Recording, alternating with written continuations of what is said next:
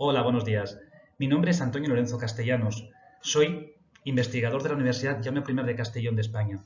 Actualmente, y por motivos profesionales, me encuentro residiendo en Mali, concretamente en la ciudad de Bamako. Es por ello que desde mi perspectiva actual me gustaría contaros acerca de las violencias que las personas LGTBIQ+ migrantes sufren a su llegada a esta ciudad.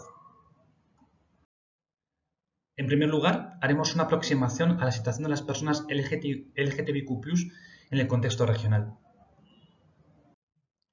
En la región del Sahel, comprendida entre el sur de Mauritania, norte de Senegal, centro de Mali, norte de Burkina Faso, sur de Níger, norte de Nigeria, centro de Chad y de Sudán, Eritrea del Norte y Etiopía, la protección de los derechos de las personas LGTBIQ+ resulta muy desigual, dado que en algunos de esos países la homosexualidad está castigada, incluso con la pena de muerte, en otros no está por completo despenalizada. Las consecuencias pasarían desde una mera infracción administrativa hasta una pena de prisión menor.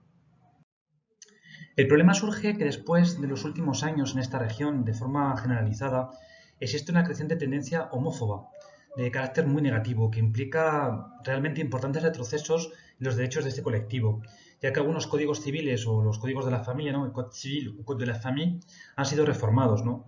Eh, por ejemplo, criminalizan las relaciones homosexuales. Se criminaliza igualmente la edad legal para que una persona LGTBIQ+ pueda ser procesada por sodomía.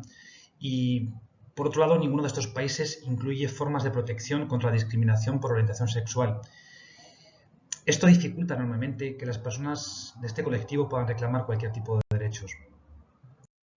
Desde un punto de vista cultural, la homosexualidad es condenada e incluso vedada por la sociedad, ya que según la ideología de los pueblos que conforman la región del Sahel, esta práctica no pertenece para nada a su cultura, y según ellos ha sido fruto de la importación de usos y costumbres extranjeros, principalmente a lo largo de la colonización.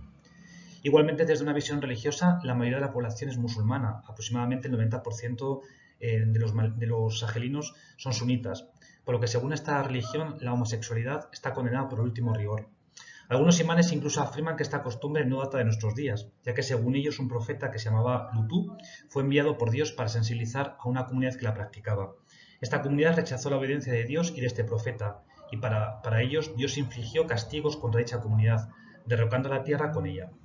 Desde un punto de vista antropológico, muchas personas asumen, incluso hoy en día, que los individuos que la practican pueden llegar a traer enfermedades o desastres naturales hasta sus comunidades. A nivel nacional, la situación de las personas de este colectivo es también muy dispar.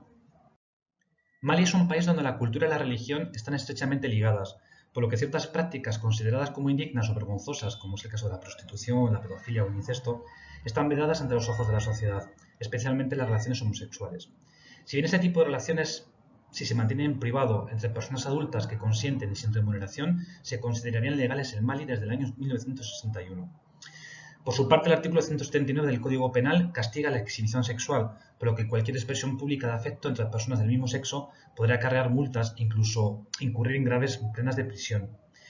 Igualmente, el artículo 522 del Código de la Familia, que fue aprobado en diciembre del año 2011, prohíbe a los homosexuales la adopción de niños. De forma general, podemos decir que no hay leyes contra la discriminación para proteger a la comunidad LGTBI por el acoso y el abuso. De forma global, podemos afirmar que desde el año 1961 el Mali está despenalizada la homosexualidad y la mayoría sexual es idéntica a la de los heterosexuales, es decir, 18 años. Sin embargo, podemos ver que la vida para las personas de este colectivo no resulta nada fácil en este país, ya que, por ejemplo, no se autoriza a donar sangre, no pueden entrar en el ejército, no está permitido el matrimonio civil y un largo etcétera de otras características que van en contra de sus derechos humanos. Así las cosas, la vida de las personas LGTBIQ+ que residen en el Mali se encuentran con importantes niveles de discriminación y de violencia, especialmente en las zonas rurales, ¿no? Ejemplos son Kai, Sikasso o Kulikoro. Para comprender el impacto es importante comprender en primer lugar que la discriminación y la violencia contra estas personas tiene un carácter estructural. Es decir, no son episodios aislados e individuales de violencia, sino que están radicados en los perjuicios y estigmas que son resultado de la heteronormatividad y que se manifiestan prácticamente en todos los ámbitos de la vida de estas personas, ¿no? Desde sus relaciones personales hasta sus oportunidades de educación, empleo o participación social. Igualmente, en segundo lugar, no se pueden expresar de forma transparente su identidad sexual, ya que esto afectaría su imagen y consideración social, algo que resulta imprescindible en un país como Mali, donde es imperioso alcanzar una buena posición social para poder desempeñar cualquier ocupación liberal o conseguir un alto cargo en el gobierno. Tal y como decíamos anteriormente, las personas LGTBIQ+ en Mali sufren diferentes formas de violencia. Destacamos 4 formas principales de violencia: a nivel social, a nivel religioso, a nivel familiar o a nivel institucional. A nivel social, las personas que pertenecen a este colectivo presentan importantes dificultades de acceso, entre otros, al empleo, a la vivienda, al sistema de salud, a los sistemas de participación social, ya que sufren todo tipo de violencia y discriminación. A nivel religioso, bueno, pues podemos decir que los discursos religiosos emiten estereotipos y prejuicios muy graves contra este colectivo, por lo que tampoco son bien aceptados en el seno del Islam. Encontramos una importante violencia a nivel familiar. De forma frecuente, la violencia comienza en el seno de las familias. Y por último, un tipo de violencia que está en auge es la violencia institucional. Se ha detectado un incremento exponencial por parte de las fuerzas del orden, que incluyen todo tipo de trato degradante, torturas, uso excesivo de la fuerza, detenciones arbitrarias e ilegales contra este tipo de colectivos, por lo que podemos decir que este tipo de violencia va de más en más. A nivel jurídico, la protección de las personas LGTBIQ+ inmigrantes en el Mali deja mucho que desear, ya que nos encontramos aún ante una normativa realmente laxa. Actualmente en Mali solamente existen 2 leyes y un decreto legislativos en materia de inmigración, pero esta legislación no protege de forma suficiente a las personas migrantes y además cuenta con importantes lagunas en cuanto al concepto y definición de lo que es una persona migrante. Una vez que hemos descrito la situación a nivel regional y a nivel nacional sobre las personas LGTBIQ+ migrantes, vamos a explicar a partir de este momento el método que hemos utilizado para llegar a estas conclusiones. En lo que respecta al diseño metodológico, este estudio se tipifica como un estudio exploratorio, el cual pretende indagar acerca de las situaciones de violencia a las que son sometidas las personas LGTBIQ+ migrantes en el periodo de tiempo en que estos sujetos, procedentes de países limítrofes, llegan hasta la ciudad de Bamako, en su periplo hacia Europa. Además, puede decirse que este estudio permite proponer futuras líneas de investigación más exhaustivas que permitan dar cuenta de lo que acontece a estos sujetos durante los movimientos migratorios en lo relativo a la violencia homofóbica. Para llevar a cabo este estudio, se procedió a contactar a través de una aplicación de citas a personas LGTBIQ+ migrantes que se encontraban de paso en la ciudad de Bamako o en sus propios alrededores. Durante el contacto se informó debidamente a los sujetos que los encuentros se organizarían en grupos de máximo 3 personas y siempre en lugares donde pudieran sentirse cómodos para expresar sus experiencias vitales. Se realizaron un total de 4 grupos focales en el periodo comprendido entre enero y abril del año 2022. Para la realización de estos grupos focales se elaboró un cuestionario de preguntas abiertas, dirigido a comprender de forma global los episodios de violencia homofóbica que habían sufrido, el cual se incluyó entre algunos de sus ítems los escenarios donde ocurrió la violencia, las personas que la ejercieron, las redes de apoyo con las que contaron, los mecanismos de afrontamiento y la repercusión de la violencia en sus propias vidas. Fruto de este trabajo se obtuvieron resultados realmente interesantes que pasamos a describir a continuación. La muestra del estudio quedó conformada finalmente por 12 sujetos, con una edad promedio de 22,1 años. El origen principalmente era Costa de Marfil, seguido de personas que venían de Guinea-Conakry, posteriormente de Ghana y por último, en menor medida, sujetos procedentes de Sierra Leona. En cuanto a su procedencia, más del 68% procedía de zonas urbanas y solo el 31% de zonas rurales. En lo que respecta a su nivel educativo, el 42% cursaron estudios reglados, un 26% cursó estudios de formación profesional y el 32% no contaba con ningún tipo de formación. Por último, en cuanto a su orientación sexual, 11 personas se declararon como hombres gays y un hombre como bisexual. El análisis de la información obtenida a través de los cuestionarios y de los grupos focales arrojó que la principal tipificación de la violencia fue el maltrato físico, seguido de constantes amenazas a la integridad de los sujetos, y por último, de violencia psicológica, con un predominio de las burlas e insultos con tintes homofóbicos. En sentido general, los hombres gays que integran la muestra experimentaron con mayor intensidad las diversas manifestaciones de violencia que el hombre bisexual, para que los episodios de violencia se comportaron de forma mucho más aislada. En cuanto a los escenarios donde ocurrió la violencia, se evidencia que no existe ningún escenario durante todo el proceso migratorio que quede libre de violencia homofóbica.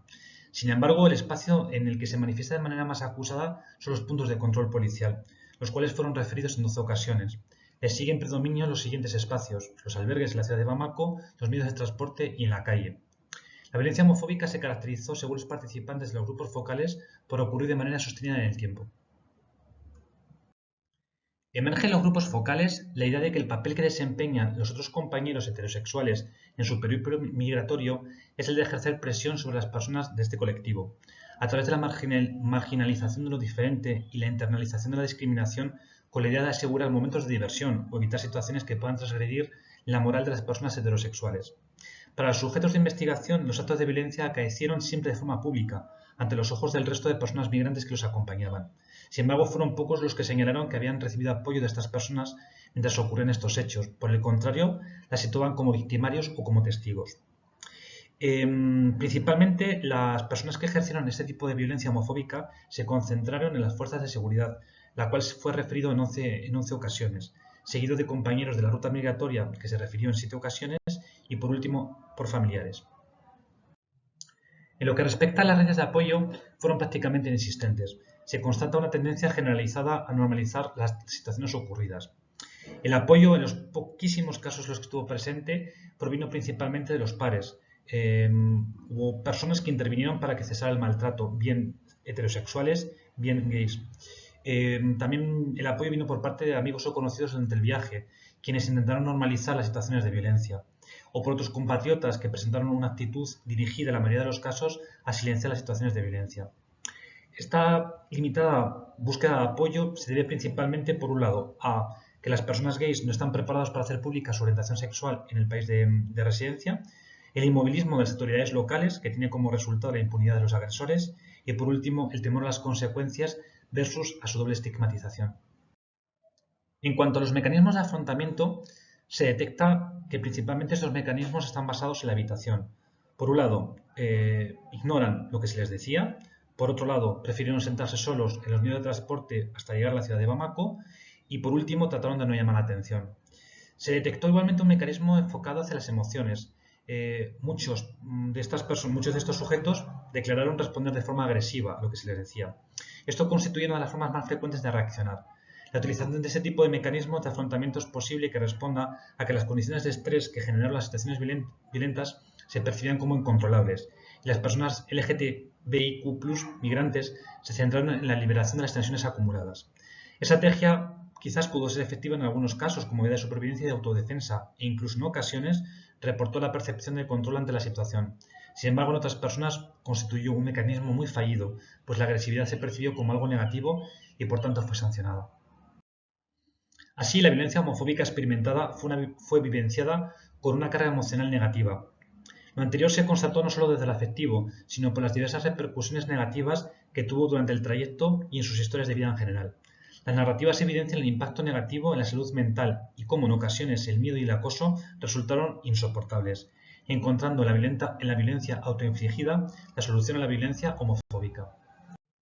Las principales conclusiones a las que se llega tras este estudio son las siguientes. Las características de la migración y el desplazamiento forzado a la región, junto con la falta de datos estadísticos oficiales y exhaustivos y sistemáticos, hacen difícil valorar la incidencia de la violencia contra las personas LGTBIQ+. A nivel macro, la región del Sahel se caracteriza por una amplia movilidad de personas, con un alto número de migración irregular e indocumentada, que procede principalmente de Costa de Marfil, Burkina Faso y Guinea-Conakry. Los actos de violencia contra estas personas LGTBIQ+ no pueden entenderse como actos individuales, sino que son actos complejos y multidimensionales que se basan en el prejuicio contra las orientaciones sexuales y las identidades de género no normativas. La exclusión comienza en la propia familia y en las comunidades más cercanas. Asimismo, el aislamiento social que produce la exclusión y el rechazo conlleva a las personas LGTBIQ+ migrantes hacia la migración como un recurso para salir de su situación actual. La exposición a la violencia y la discriminación estructural produce una alta movilidad de las personas con necesidades de protección internacional en comparación con otros grupos. Para las personas LGTBIQ+, tanto el país de destino como los de tránsito son lugares muy hostiles en los que se producen situaciones de violencia, discriminación, microprácticas homofóbicas violentas. Por último, la marginalización y la falta de oportunidades provoca un alto impacto del trabajo sexual de este colectivo. Muchísimas gracias por su atención.